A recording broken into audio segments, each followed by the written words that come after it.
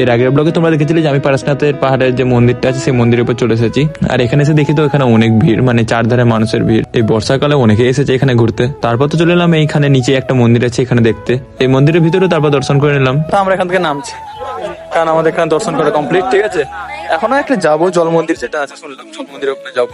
আর এখানে তোমরা দেখতে পাবে যে বৃষ্টি শুরু হয়ে গেছে এখানে, তো সেই জন্য এখন রেনকোট পরে নিলাম বৃষ্টি থেকে বাঁচার জন্য। দিয়ে হাঁটতে হাঁটতে চলে এলাম জল মন্দির দেখার জন্য। এখানে এসে দেখি তো এখানে কেন জল মন্দির বলা হয় বলতো এটাকে। এই মন্দিরের চারধারে জল, এই একদিকে জল তোমরা দেখতে পাচ্ছ, তারপরে একটু এগিয়ে দেখি এই ধারেও জল, মানে মন্দিরের চার ধারটা মিলিয়ে জল, সেই জন্য এই মন্দিরটাকে জল মন্দির বলা হয়। মানে আমার ঠিক জানা নাই, আমি এটা দেখি ভাবলাম যে চারধারে জল বলে হয়তো এটাকে জল মন্দির বলা হয়। তো তোমরা যদি জেনে থাকো যে এটা কেন জল মন্দির বলা হয় তো আমাকে কমেন্টে জানাতে পারো। আর এখন আমরা বানাচ্ছি ম্যাগি, কারণ পাহাড়ে এসেছি ম্যাগি না খেলে কি হয়। তো পাহাড়ে এসে ম্যাগি খাওয়ার ইচ্ছা আমার দিন থেকেই ছিল, সেই জন্য এখন ম্যাগি করছি। তো ম্যাগি করার আগে এখন বানানো হচ্ছিল কফি, মানে কফি বানিয়ে খেয়ে নিলাম ফার্স্টে, দারুণ লাগলো কফিটা। আর এখন আমরা সবাই মিলে ম্যাগি খেয়ে নিলাম। এটা শর্টকাটে নামছি আমরা, ওখান দিয়ে ওই যে সামনে মন্দির, আমরা ওই গোটাটা ঘুরে ঘুরে সেই ওখান থেকে গেছিলাম।